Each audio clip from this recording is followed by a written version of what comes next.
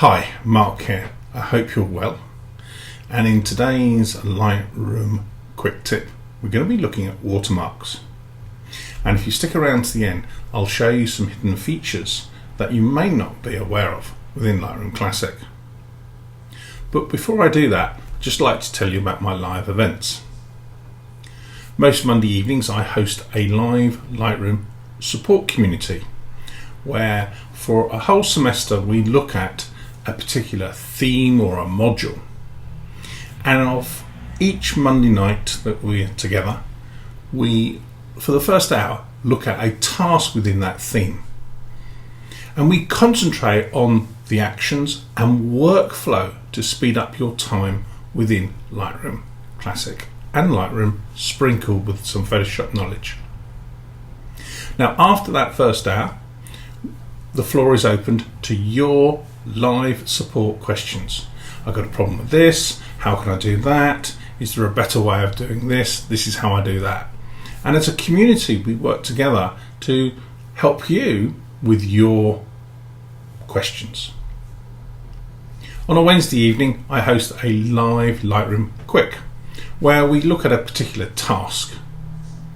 Now if you'd like to know more about these events, just visit lightroom.support, sign up to my newsletter, and you'll receive all the details that you need to come and join us.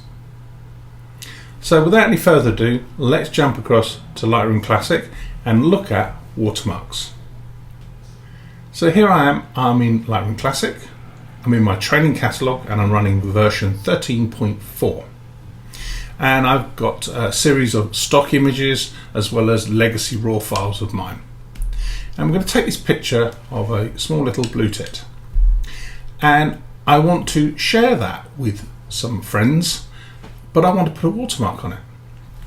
So how do I do that? Well, on export, so we go File, Export. If we come down towards the bottom, we have this watermark area. How do I design a watermark? Well, there's several different ways, but the best way would be to create a PNG graphic file. So let's go Edit, and it'll bring up the watermark editor. There's another way you can get to the watermark editor. On a Mac, go up to Lightroom Classic, watermark editor. On a PC, it'll be under File. So we have this panel which we can make larger if we wish by putting the mouse on the bottom and dragging down, and we can see all the controls.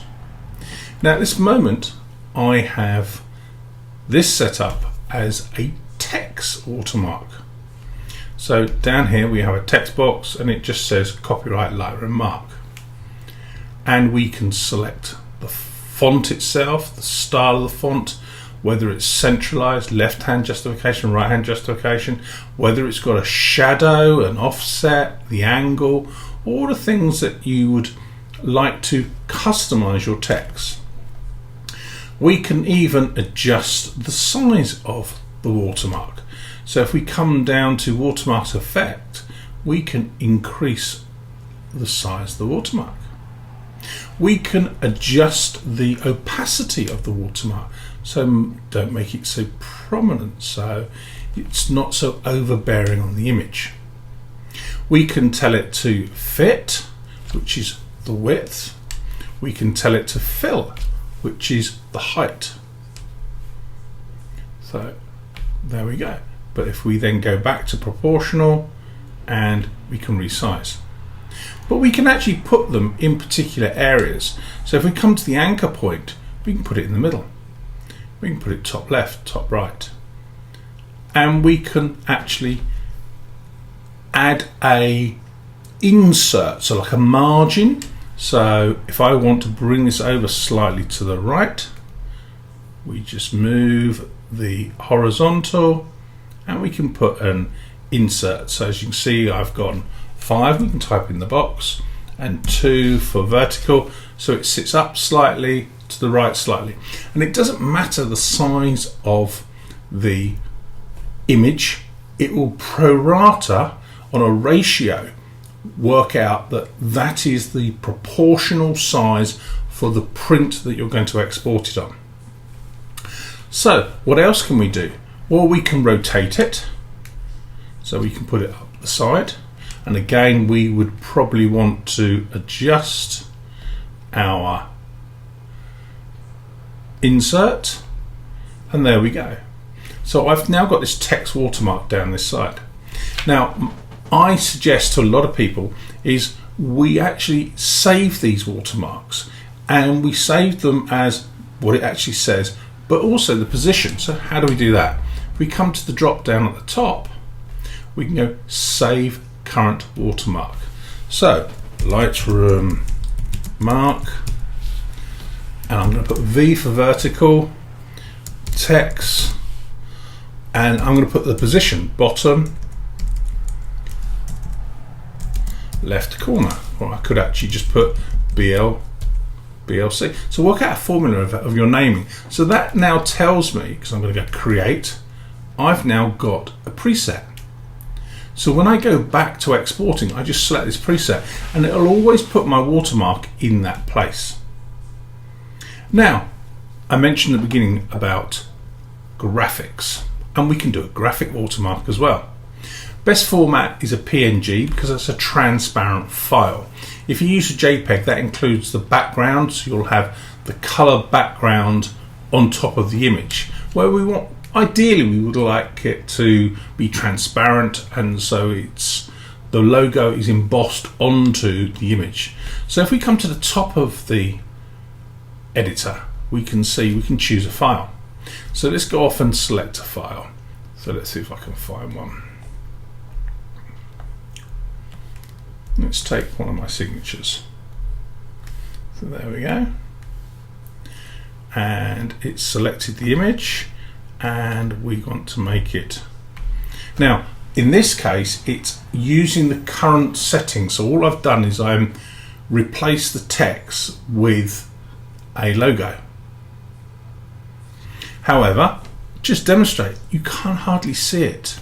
So let's try and put it, let's rotate it round, and let's put it in the middle.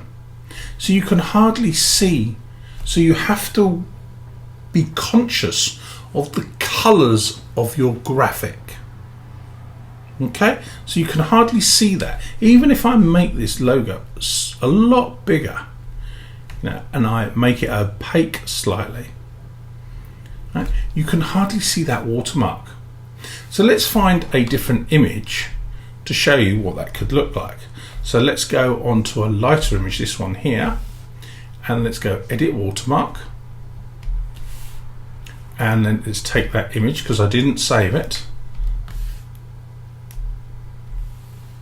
and let's just make it a little bit bigger. So now you can actually see the watermark is quite prominent.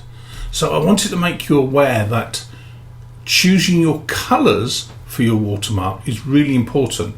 And in my commercial catalog, I've got several presets for a black image, a white image, a grey image, and then I've got 9 positions because I have them bottom left, bottom center, bottom right, top center, top left, middle, and across the, so I have each location saved for each color for each logo.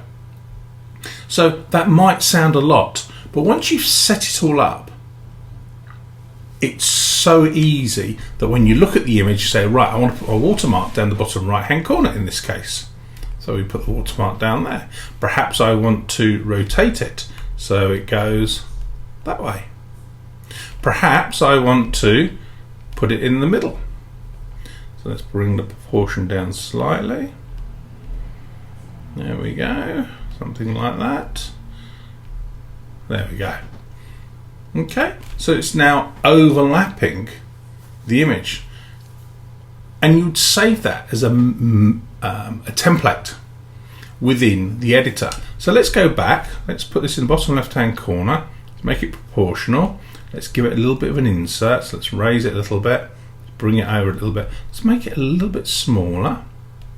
Okay, so now my logo is going to be here. I'm going to raise it a little bit more, and you can keep going in and adjusting these. You can save them. So Let's go save current as a new preset, mark sign, and it's blue, and you'd work out a formula. So perhaps you type blue, and that's bottom left corner. Now I'm going to save that, and when we go to export, so file, export, and I come down the bottom, click on export the watermark, and there it is. So I've got in my commercial catalog a whole big long list of watermarks. So we select that watermark. I'm going to show it in Finder when it's exported.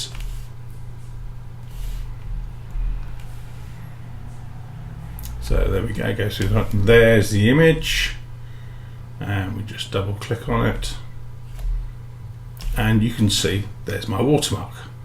Okay, and it's made it proportional to the size of the export. So that's one way of using watermarks. There's a couple other little things I'd like to show you, which I do a lot of when I'm sending customers images, normally in the retail market. So I don't do weddings these days, but perhaps if you're a wedding photographer, let's go edit, and I would use a text one in this case. So I'm going to type the word draft, nice big letters, and we're going to fill the image, fit the image. I was getting the wrong way around. But we see we've got this big white draft on it. And it doesn't have to be draft, it could be copyright or sample or something like that. And now I start taking down the opacity. Can you see? Yeah, we're not giving the image away if it's electronic, asking for people to comment and so on, but you've got this distinct watermark across the whole image. You could put your name in there or whatever, but just by playing with this opacity, it's a great asset, that is. And again, I would save this. So I'd come up, go save as a new preset, draft, center. Okay, so I'll go done, and then I'll export this image, and I'll change the watermark. This is why we use the presets, the templates. I'm going to change it to draft, and there we go. I'm going to overwrite the original image. That's the original exported image that I just done with the mark on it. So there's the image with draft written across it, and you'd then email that to your client or upload it to a service or something like that. But I wanted to show you a couple other ways that perhaps a lot of people don't realize. So what you can do is you can export these images and re-import them back to Classic. And why would you do that? Well, with the sharing functionality in Classic, we can share our collections and albums with customers, for example. So let's create a quick collection. So we're going to create a collection, and I'm just going to call it draft. And I'm not going to include any images, and I'm going to sync it to the cloud. So I've created that collection, it's totally blank, and I've got no images in there at the moment.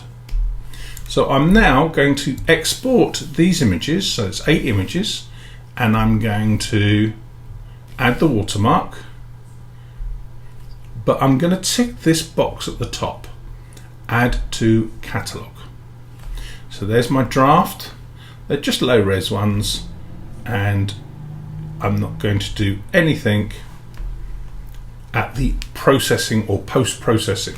So all it's going to do is export them and add them back to the catalog. So in the location that I exported them. Okay, that's important. So we're going to export, and there's the images. They're coming back into Classic. 8 images, all got the watermark on them. Select all, drag, drop them in the collection. They're now going into the collection. Okay, we allow that to sync, make it public. So now I can share that collection with whoever I want to. So if we click on the link, so here we go, this is that collection, that album, and they've got draft on them. And that is the only way that I know of within Classic that I can add a watermark and share that collection with watermarks for these images. And as I say, you could be a wedding photographer and you say, right, I like this image, and the client would leave a comment, bottom right hand corner, and that would appear next to the comment. So, love this image. Okay, clients left this, and if we just wait a few seconds, the comment will appear in Classic here. So they're not going to go right click and copy your images and not pay for them or whatever, because they've got the word draft on them. So here I am, I'm in the print module, and with watermarks I can actually put them on the image. So I have here just a template, it's a custom 4 square template, and I'm going to drop in the images. Just going to drop in the images that I want to use, and I'm going to reframe them. So hold the command or control and just move the image into the location I want to do, something like that. Now I can go to my page setup and I can turn on watermark and just select from the preset the watermark, so draft, and you can see all the images have got draft on them. And that would be the same for the slideshow, the book module. Whatever watermark you wanted on each image would appear. What else could I do while I'm here as a bonus little tip? I could go to identity plate. An identity plate is like having a logo on the page. So I've got one of my identity plates here. There we go, it's the identity plate. I can just enlarge the identity plate, and this is the logo on the page. So if you took this further, you could make a portfolio of prints with your logo in the bottom of the page, and then each image would have perhaps a copyright or a watermark on that, and you can even apply the fields from your IPTC data. So if you use headline and title and description, that would appear against each side of each image. So it's another great thing that we can do within Classic. So I hope today has been of help for you. If you'd like to come and join us on a Wednesday night, 7 PM UK time, just sign up for my newsletter, lightroom.support, and I'll send you an email or so each week with lots of different information on it. Hope you have a great day. Bye for now.